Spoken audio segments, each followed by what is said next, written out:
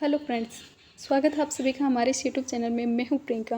आज के इस वीडियो लेक्चर के अंतर्गत हम कवर करने जा रहे हैं पेपर सेकंड की यूनिट 3, जिसमें हम earth science, geography and geology पढ़ते हैं।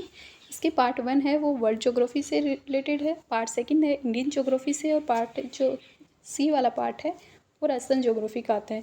तो आज हम जो इंडियन ज्योग्राफी स्टार्ट कर रहे हैं, इसमें जो फर्स्ट हम टॉपिक कवर करेंगे वो कवर करेंगे broad physical features. Broad physical features और मेजर जो फिजियोग्राफिक डिवीजन ऑफ इंडिया है, ये दोनों टॉपिक है वो साथ साथ कवर करेंगे। इसमें हम देखेंगे माउंटेन्स, मुख्य पर्वत कौन कौन से हैं, प्लेट्यूज देखेंगे, प्लेन्स एरिया देखेंगे, डेजर्ट एरिया को इंक्लूड करेंगे। इंडिया की बात करें तो इंडिया का जो माउंटेन्स पर्वत श्रेणियों वाला भाग हम देखते हैं, तो इंडिया में लगभग आपको 10.5% एरिया पर आपको मेजर पर्वत देखने मिलते हैं। इंडिया में पर्वतों की बात करें, माउंटेन्स की बात करें, तो ये हमें 10.5% भाग है, इस पर पर्वत श्रेणियाँ देखने को मिलती हैं। वहीं आपको पहाड़ी देखने को मिलती हैं 18.6% भाग पर। पर्वत श्रेणी जैसे हिमालयन पर्वतंत्र है, विंध्याचल, सतपुड़ा, इस प्रकार जो पर्वत तंत्र है वो 10.5% एरिया पर, इसमें मेजरली रूप से हिमालयन ही तंत्र ही इंक्लूड है। तो ये 10.5% एरिया पर फैला है। पहाड़ी जिसमें नीलगिरी पहाड़ी है, अरावली की पहाड़ियाँ हैं, तो ये 18.6% भाग पर फैले हुए। वहीं पठारी एरिया देखोगे, जिसमें हम दक्षिण भारत का जो प्रायद्वीपीय पठार देखते हैं, ये है 27.7% एरिया पर। 27.7% एरिया है वहाँ पर पठारी एरिया लोकेटेड है। और मैदानी एरिया को आप देखोगे तो ये आपको देखने को मिलेगा 43.2% भाग है, ये मैदानी एरिया को कवर करता है, जो ऊंचावच के अकॉर्डिंग सबसे बड़ा है। इस मैदानी एरिया के अंतर्गत ये हम उत्तरी गंगा के मैदान पढ़ते हैं, जो राजस्थान का मरुस्थल वाला पहाड़, पश्चिमी तटवर्ती मैदान, पूर्वी तटवर्ती मैदान है, ये इस मैदानी एरिया के अंतर्गत ही हम इंक्लूड करते हैं। तो फर्स्ट जो हमारा टॉपिक रहेगा वो रहेगा उत्तरी पर्वतीय प्रदेश से, माउंटेन्स से हम कवर कर रहे हैं। और माउंटेन्स में जो हम फर्स्ट देख रहे हैं उत्तरी पर्वतीय प्रदेश, इसमें हमें हिमालय वाला रीजन हम देखेंगे। डायग्राम में देखें तो हिमालय वाला रीजन है वो हमें देखने को मिलता है, यहाँ से जम्मू कश्मीर से लेकर अरुणाचल प्रदेश वाला पार्ट है इंडिया में, यहाँ तक हमें देखने मिलता है। मेजरली रूप से हम इसको 3 भागों में डिवाइड कर सकते हैं, ट्रांस हिमालय, मुख्य हिमालय वाला भाग और पूर्वांचल हिमालय वाला पार्ट। इस प्रकार हम इसे 3 भागों में डिवाइड करेंगे, ट्रांस हिमालय, मुख्य हिमालय, मेन हिमालय और पूर्वांचल हिमालय है। इस रूप में हम इसको डिवाइड करेंगे। बाद में इसका फर्दर डिवीजन करेंगे। ट्रांस हिमालय का जो फर्दर डिवीजन हम करेंगे वो हम देखेंगे कराकोरम श्रेणी के नाम से। फर्स्ट वन देखेंगे कराकोरम, देन देखेंगे लद्दाख श्रेणी, और बाद में थर्ड जो श्रेणी आएगी वो आएगी जास्कर श्रेणी। तो जो ट्रांस हिमालय वाला एरिया है, इसको हम बाद में फर्दर डिवीजन करते हैं, तो 3 भागों में हम इसको डिवाइड कर सकते हैं। वहीं आप मुख्य हिमालय को डिवीजन करोगे तो ये भी वापस 3 भागों में आप इसको डिवीजन कर सकते हो। फर्स्ट आप देखोगे जो वृहत हिमालय है, वृहत हिमालय, ग्रेट हिमालय। सेकंड आप देखोगे मिडल हिमालय, मध्य हिमालय, या फिर इसी को कहा जाता है लघु हिमालय, मिडल, या फिर इसी को कहा जाता है लघु हिमालय। और थर्ड आप देखोगे शिवालिक हिमालय, शिवालिक, या इसी को कहा जाता है बाह्य हिमालय। और जो आप सबसे लास्ट में आप देखेंगे तो वो है पूर्वांचल की जो हिमालय है, पूर्वांचल वाला जो हमारे भारतीय और वर्मा प्लेट है, इसके अभिसरण से जिनकी इसकी फॉर्मेशन हुई है, हमारे इंडिया का जो अंडमान निकोबार द्वीप समूह है वो इसी पूर्वांचल हिमालय है, इसका पार्ट माना जाता है। तो ये हम 3 भागों में इसको उत्तरी पर्वतीय प्रदेश है इसको कवर करेंगे। इस उत्तरी पर्वतीय प्रदेश के संदर्भ में ये भी कहा जाता है कि इसकी आप देखोगे तो ये आपको ये देखने को मिलेगा एक चाप के रूप में इंडिया में फैला हुआ है। उत्तरी पर्वतीय प्रदेश है, इसकी विस्तार आप देखोगे तो ये लगभग 5 लाख वर्ग किलोमीटर एरिया में फैला हुआ है। एक चाप के रूप में ये लोकेटेड है। नवीनवलित पर्वत है उत्तरी पर्वतीय प्रदेश, इसका निर्माण है वो टर्सरी एरिया में हुआ था। हिमालयन पर्वतीय तंत्र जो नॉर्थ आपके वेस्ट से लेकर नॉर्थ ईस्ट तक फैला हुआ है चाप के रूप में 5 लाख वर्ग किलोमीटर के अंतर्गत, और इसकी जो निर्माण हुआ है वो टर्सरी काल में इसका निर्माण होता है। टर्सरी काल में आपके Eurasian and Indo Australian plate हैं, इन दोनों प्लेटों के टकराने से इस उत्तरी पर्वतीय प्रदेश का निर्माण होता है। साथ ही साथ जो यहाँ पर बीच में जो 33 महासागर स्थित था, इस 33 महासागर के जो भी अवसाद थे, उन अवसादों में वलन पड़ने से इस हिमालयन पर्वत की श्रेणी है इसका निर्माण होता है। वर्तमान में भी जो हमारे भूवैज्ञानिक हैं उनका मानना है कि कंटिन्यू इस हिमालयन पर्वतीय श्रेणी है, इसकी ऊंचाई है वो कंटिन्यू इंक्रीज हो रही, कंटिन्यू बढ़ रही है। तो फर्स्ट हम देख रहे हैं इसका भौगोलिक डिवीज़न, सेकंड हम देखेंगे इसका प्रादेशिक डिवीज़न। भौगोलिक डिवीज़न के अकॉर्डिंग आप इसे 3 भागों में डिवाइड कर सकते हैं, ट्रांस जिसे तिब्बत हिमालय भी कहते हैं। देन हम देखेंगे मुख्य हिमालय और थर्ड हम देखेंगे पूर्वांचल हिमालय। वहीं इसका प्रादेशिक डिवीज़न किया गया है सिडनी बुराड़ के द्वारा। प्रादेशिक डिवीज़न के अंतर्गत हम देखेंगे कश्मीर हिमालय, कुमायूं हिमालय, नेपाल हिमालय और असम हिमालय। 4 भागों में इसका प्रादेशिक डिवीज़न किया गया है। फर्स्ट हम देख रहे हैं ट्रांस हिमालय को। ट्रांस हिमालय है जिसे तिब्बत हिमालय भी कहा जाता है। ये एक ड्राई एरिया है, शुष्क। यहाँ पर आपको जो इन्वायरमेंट कंडीशन देखने को मिलती है वो शुष्क परिस्थितियाँ देखने को मिलती हैं, क्योंकि रेनफॉल यहाँ पर नहीं होगी।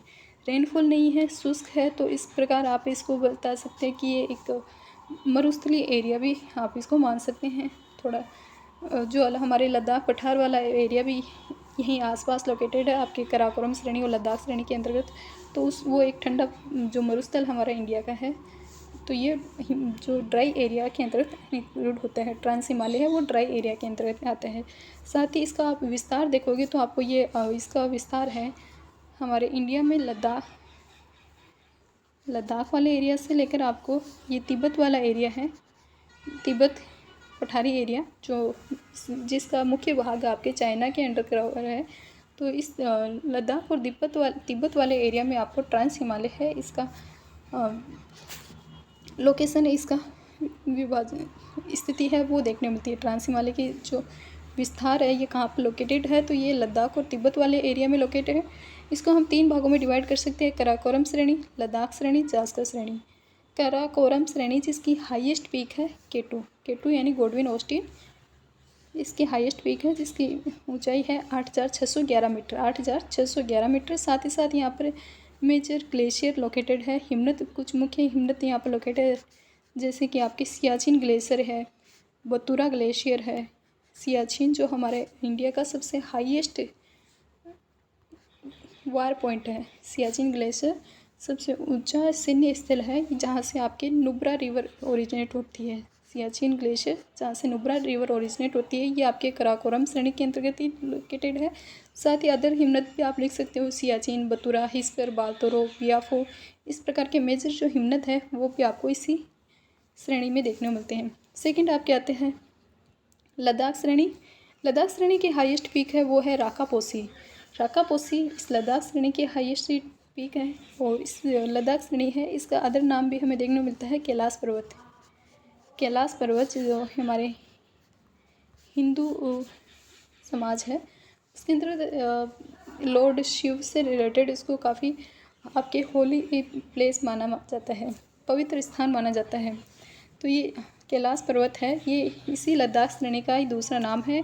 इसकी हाईएस्ट पीक है वो राकापोशी है और इस लद्दाख श्रेणी के साउथ में आपको मानसरोवर झील है वो देखने को मिलती है, जिसके आसपास से आपकी सिंधु रिवर है वो ओरिजिनेट होती है। तो ये लद्दाख श्रेणी के अंतर्गत आती है। इसी के साथ आपके थर्ड आती है जास्कर श्रेणी। जास्कर श्रेणी की हाईएस्ट पीक है कामेट। जास्कर श्रेणी की हाईएस्ट पीक आपको देखने को मिलती है कामेट। ये सूरू रिवर और कर्नाली रिवर इन दोनों के मिड में ये जास्कर श्रेणी है वो लोकेटेड है। सूरू और कर्नाली रिवर के मिड में ये जास्कर श्रेणी लोकेटेड है। यहाँ पर मुख्य दर्रों की पासेस की बात करोगे तो काराकोरम श्रेणी में इसी के नाम से एक दर्रा है, काराकोरम दर्रा। लद्दाख श्रेणी में जो आपको दर्रा देखने मिलता है उस दर्रे का नाम है आपके खारदुंग दर्रा। खारदुंग ला पासेस को बोलते हैं और काराकोरम श्रेणी में काराकोरम दर्रा लोकेटेड है। वहीं आप भी जास्कर श्रेणी में देखते हो तो जास्कर श्रेणी में आपको फोतुला दर्रा देखने को मिलता है। फोतुला याद करने के लिए ऐसे मेमोराइज कर सकते हो, जा क्या ला फोटुला। फोटो से आप देख सकते हो जाकर फोटुला, तो जास्कर श्रेणी है उसमें फोतुला दर्रा है। वहीं लद्दाख में ख आता है, ख से आप याद रख सकते हो खारदुंगला दर्रा, और काराकोरम के नाम से ही पास है तो काराकोरम दर्रा। जो काराकोरम दर्रा है वो भारत चाइना सीमा पर लोकेटेड है। खारदुंगला दर्रा है ये आपके नुब्रा और शोक रिवर है, इन दोनों रिवर घाटी वाले एरिया है, इनको कनेक्ट करने का कार्य करता है। साथ ये जो फोतुला दर्रा है ये आपके कश्मीर है, कश्मीर में जम्मू कश्मीर इसमें श्रीनगर वाला जो पार्ट है और ये लेह वाला पार्ट है, इन दोनों पार्ट को कनेक्ट करने का कार्य है वो करता है। तो फोतुला दर्रा जास्कर में खारदुंगला है लद्दाख में और कराकोरम दर्रा है कराकोरम श्रेणी में।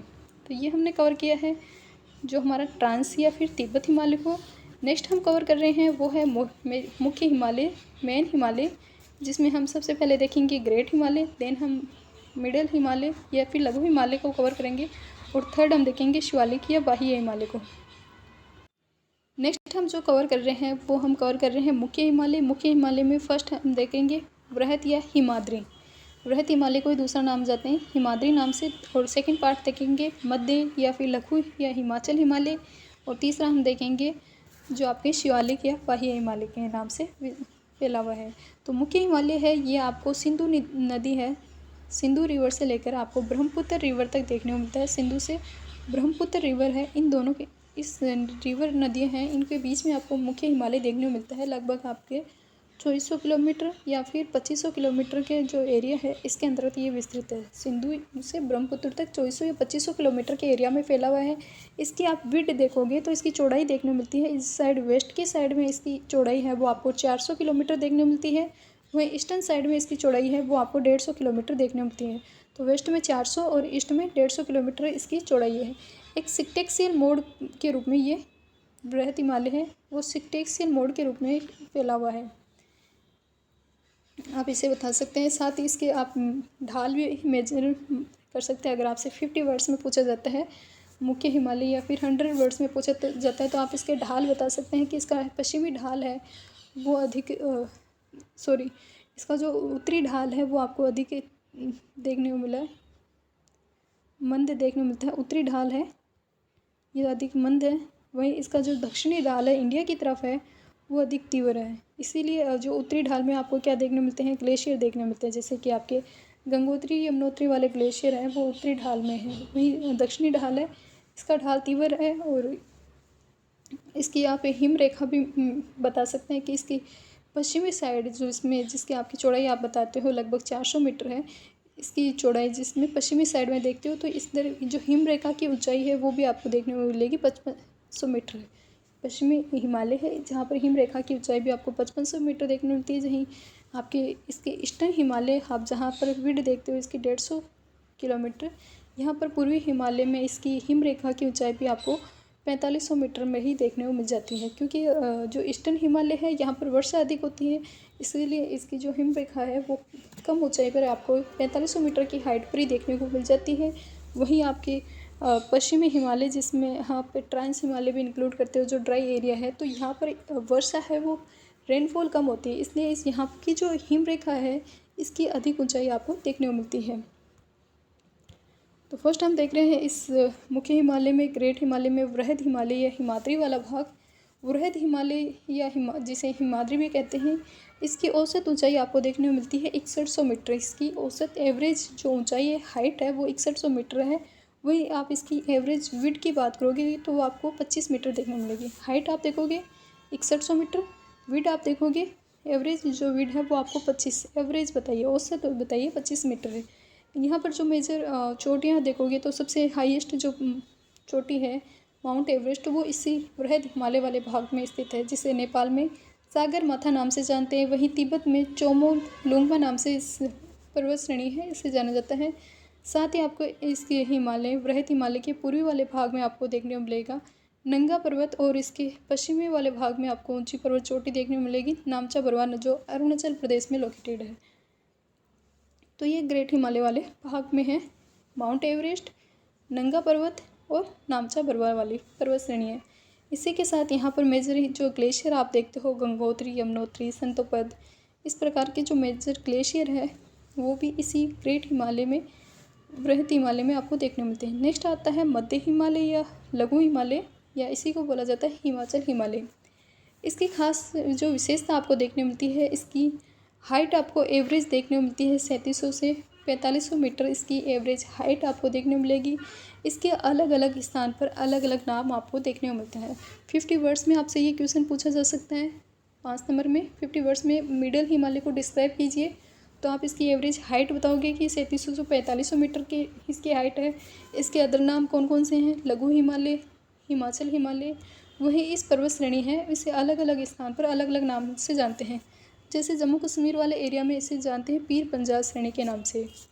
वहीं आप हिमाचल प्रदेश वाले में देखोगे तो आपको ये देखने को मिलेगा धौलाधर श्रेणी के नाम से। उत्तराखंड में देखोगे तो आपको नाग टिब्बा नाम से देखने को मिलेगा। नेपाल में ये आपको महाभारत नाम से, और सिक्किम में डोकिया, और भूटान में ब्लैक माउंटेन नाम से ये फेमस है। आपसे जो ऑब्जेक्टिव टाइप की एग्ज़ाम्स होती हैं वहाँ पर आपको मैचिंग में ये क्वेश्चन पूछा जा सकता है कि पीर पंजाल श्रेणी है वो कौन एरिया में बोली जाती है, तो ये जम्मू कश्मीर में। धौलाधर है वो हिमाचल में। उत्तराखंड में इसको नाग टिब्बा नाम से जानते हैं। महाभारत है नेपाल में। डोकिया है आपके सिक्किम वाले एरिया में। डोकिया आपके सिक्किम वाले एरिया में ये काफ़ी 2019-20 में काफ़ी फेमस भी रहा था।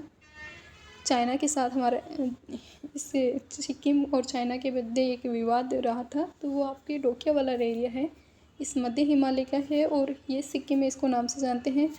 और ब्लैक माउंटेन है ये भूटान में, सॉरी डोकिया नहीं रहा था, ब्लैक माउंटेन। और ये भूटान के साथ चाइना का जो कॉन्फ्लिक्ट है वो काफ़ी विवाद में रहा था, न्यूज़ में काफ़ी रहा था। इंडिया ने भी भूटान की हेल्प उसमें की थी। तो ये आप इस प्रकार याद कर सकते हैं मध्य या लघु हिमालय को। और इसी के साथ यहाँ पे आपको देखने को मिलेगी करेवा वाली स्थिति है, यानी कि करेवा जो लोग कश्मीर घाटी में पाई जाने वाली झील है, अस्थायी झील होती है जिसमें जो पानी सूख जाता है और अवसाद बच जाते हैं, तो उस स्थिति को ये कहते हैं करेवा। और ये जहाँ पर केसर की खेती की जाती है, तो ये आपको मध्य हिमालय में देखने को मिलती है। यहाँ पर शीतोष्ण कटिबंधीय घास के मैदान आपको देखने को मिलते हैं इस एरिया में। मध्य या लघु हिमालय में आपको शीतोष्ण कटिबंधीय घास के मैदान देखने को मिलते हैं, जिससे अलग अलग स्थान पर, जैसे कश्मीर वाले एरिया में इसको मृग नाम से जानते हैं, वहीं आपके उत्तराखंड वाले एरिया में इसको बुग्याल या प्याला नाम से इसे जानते हैं। बुग्याल या प्याला नाम से ये फेमस है।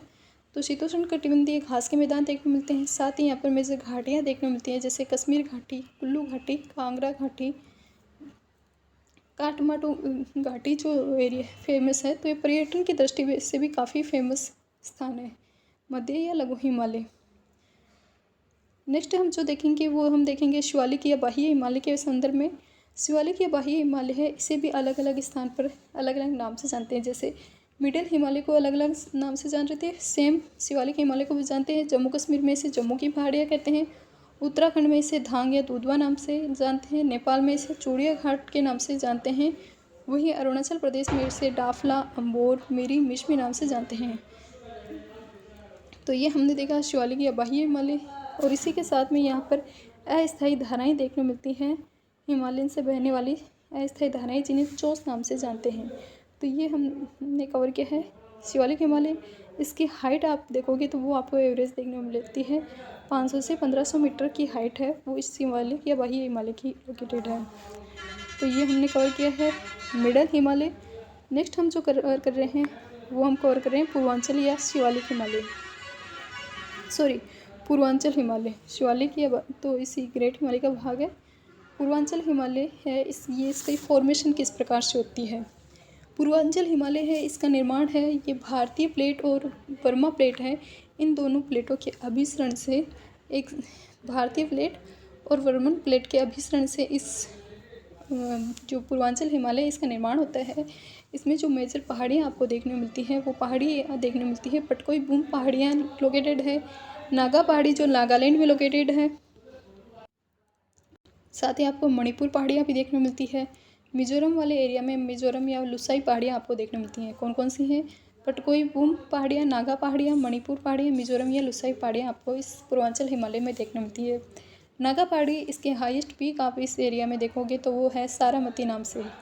जो इस एरिया की सबसे हाईएस्ट चोटी है सारामती, वो इसी नागा पहाड़ियों में लोकेटेड है। वही मिजो पहाड़ियाँ या लुसाई पहाड़ियाँ हैं, इसकी हाईएस्ट पीक आपको देखने को मिलती है, ब्लू माउंटेन नाम से फेमस है। ब्लू माउंटेन, माउंटेन भी कैसा है? ब्लू ब्लू है। तो ब्लू माउंटेन है, ये आपको मिजोरम में देखने मिलता है।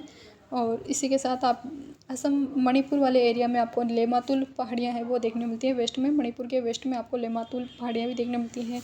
यहाँ पर आपको मिजोरम में मोलेसिस बेसिन भी देखने को मिलता है। मिजोरम में जो मृदुल और असंगठित चट्टानें हैं उन चट्टानों को बोलते हैं मोलेसिस बेसिन। मोलेसिस बेसिन बोलते हैं। यहाँ पर जो मिजोरम में जो चट्टानें हैं असंगठित, उन्हीं को बोला जाता है। साथ ही बाराइल पहाड़ियाँ भी लोकेटेड है। यहाँ पर आप बाराइल पहाड़ियाँ हैं उनको भी मेंशन कर सकते हैं, जो आपके नागा पहाड़ी और मणिपुर पहाड़ियाँ इन दोनों के बीच में लोकेटेड है। बराइल पहाड़ियाँ ये भी इस नागा पहाड़ी और मणिपुर पहाड़ी को अलग करने वाली पहाड़ियाँ हैं। तो ये हमने इसमें कवर किए हैं। पूर्वांचल पहाड़ी, पूर्वांचल में हमने देखा इसकी फॉर्मेशन किस प्रकार से हो रही है, भारतीय और वर्मन प्लेट के अभिसरण से। मेजर जो पहाड़ियाँ हैं वो है पटकोईबूम, नागा, मणि, मिजो या लुसाई पहाड़ियाँ, बाराइल पहाड़ियाँ। यहाँ पर जो असंगठित जो चट्टानें हैं मोलेसिस बेसिन के नाम से फेमस है। मोलेसिस बेसिन मिजोरम में जो मृदुल और असंगठित चट्टानें हैं उनको कहा जाता है। नागा पहाड़ी की हाईएस्ट पीक हमने कवर की है सारामती। वहीं मिजो पहाड़ी की हाईएस्ट पीक ब्लू माउंटेन। कौन सा माउंटेन? Blue mountain. ये उसी को बोलते हैं फांगपुई। फांगपुई हमने कवर की है। नेक्स्ट हम जो देखेंगे उसे हम कवर करेंगे प्रादेशिक डिवीज़न को। प्रादेशिक डिवीज़न है ये दिया है सिडनी बुराट द्वारा। सिडनी बुराट एक व्यक्ति हैं जिनके द्वारा इस हिमालयन एरिया है इसका नदी घाटी बेसिन के अकॉर्डिंग प्रादेशिक विभाजन किया गया है। जो किया गया है आपके सिंधु से ब्रह्मपुत्र तक 4 भागों में। सिंधु से ब्रह्मपुत्र तक 4 भागों में इसका प्रादेशिक विभाजन है। सिंधु से सतलज तक आप देखोगे ये कश्मीर हिमालय में है। सिंधु से सतलज। देन आप देखोगे काली रिवर और फिर आपको देखने मिलेगी तीस्ता रिवर। तो ये इसका आपको रिवर बेसिन के अकॉर्डिंग देखोगे। सिंधु से सतलज के बीच में जो हिमालय है उसे कश्मीर हिमालय के नाम से जानते हैं। सिंधु से सतलज के मध्य कश्मीर हिमालय 560 मीटर जो किलोमीटर है इसमें इसका विस्तार आपको देखने को मिलेगा। मेजर जो यहाँ पर पर्वत चोटियाँ देखने मिलती है वो है आपके नंगा पर्वत जो आपने वृहद हिमालय वाले पार्ट में पढ़ी थी। नंगा पर्वत, जास्कर श्रेणी आपके ट्रांस हिमालय में जो देखी थी तो वो भी कश्मीर हिमालय का ही भाग है। पीर पंजाल श्रेणी जो आपने मिडल हिमालय में कवर की थी ये भी इसी का भाग है। धौलाधर श्रेणी भी आपने मिडल हिमालय में कवर की थी तो ये भी इसी कश्मीर हिमालय का पार्ट मानी जाती है। तो नंगा पर्वत, जास्कर, पीर पंजाल और धौलाधर पर्वत श्रेणियाँ हैं वो इस कश्मीर हिमालय के अंतर्गत आती है। सिंधु से सतलज तक ये कश्मीर हिमालय है वो 560 किलोमीटर की जो दूरी है वहाँ पर फैला हुआ है। नेक्स्ट हम देखते हैं कुमायूं हिमालय। कुमायूं हिमालय आपको देखने को मिलता है सतलज से काली रिवर के मध्य। कैसे कुमायूं याद कर सकते हो? सतलज से काली के मध्य है आपके कुमायूं हिमालय। 320 किलोमीटर एरिया है। यहाँ पर इसका विस्तार आपको देखने मिलता है। यहाँ पर जो मेजर आप पर्वत चोटियाँ लिख सकते हैं या पर्यटन स्थल लिख सकते हो वो बता सकते हैं आप गंगोत्री, यमुनोत्री, केदारनाथ, बद्रीनाथ जो हमारे मेजर पर्यटन स्थल हैं हिंदू धर्म और संस्कृति के लिए काफ़ी इम्पोर्टेंट स्थान ये रखते हैं। तो ये इसी में कुमायूं हिमालय में ही लोकेटेड है। और कुमायूं हिमालय के विस्तार हमने देखा है 320 किलोमीटर सतलज से काली रिवर के मध्य। नेक्स्ट हम जो देखेंगे वो हम नेपाल हिमालय को देखेंगे। नेपाल हिमालय आपके काली से तीस्ता रिवर के मध्य फैला हुआ है। यहाँ की ये 800 किलोमीटर की एरिया में फैला हुआ है। हाईएस्ट पीक आपने को माउंट एवरेस्ट देखने मिलती है। माउंट एवरेस्ट है जो आपने ग्रेट हिमालय में वृहद हिमालय में की थी ग्रेट हिमालय में वो इसी नेपाल हिमालय का भाग है माउंट एवरेस्ट, जिसे सागर माता नेपाल के में जानते हैं और चोमू लुंगमा नाम से तिब्बत में ये फैली हुई है। नेक्स्ट हम जो कवर करेंगे वो हम देखेंगे असम हिमालय। असम हिमालय है इसे विस्तार आप देखते हो तो ये आपको 720 किलोमीटर के एरिया में तीस्ता से ब्रह्मपुत्र की रिवर के मध्य देखने मिलता है। तीस्ता से ब्रह्मपुत्र तक 720 किलोमीटर के एरिया में ये असम हिमालय ये फैला हुआ है। इसकी आप अलग अलग पर्वत श्रेणियाँ देखने मिलेगी जैसे कि नामचा बरवा पर्वत श्रेणी यहाँ पर लोकेटेड है। पहुनरी पर्वत श्रेणी जो सिक्किम और चाइना वाला पार्ट है वहाँ पर लोकेटेड है। कांगटो पर्वत श्रेणी है वो अरुणाचल प्रदेश चाइना वाला पार्ट है वहाँ पर लोकेटेड है। तो ये पर्वत श्रेणी है वो इसी एरिया में देखने मिलती है असम हिमालय में।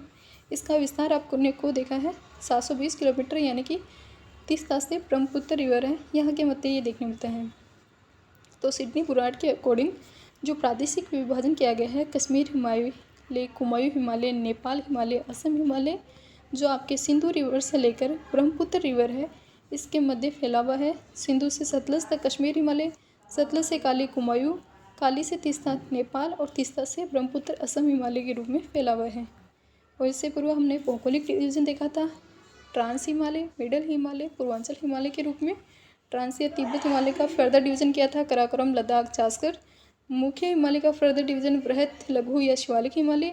और पूर्वांचल हिमालय में हमने पर्वत श्रेणियाँ कवर की थी पटकोईबूम, नागा, मणि और मिजो पहाड़ियाँ के नाम से। तो ये आज के वीडियो लेक्चर में हमने कवर किया। नेक्स्ट वीडियो में हम इससे आगे का पार्ट है उसे कवर करेंगे। तब तक के लिए बने रहिए हमारे साथ और वीडियो को प्लीज़ लाइक शेयर ज़रूर करें, अपने फ्रेंड्स के साथ शेयर करें। Thank you.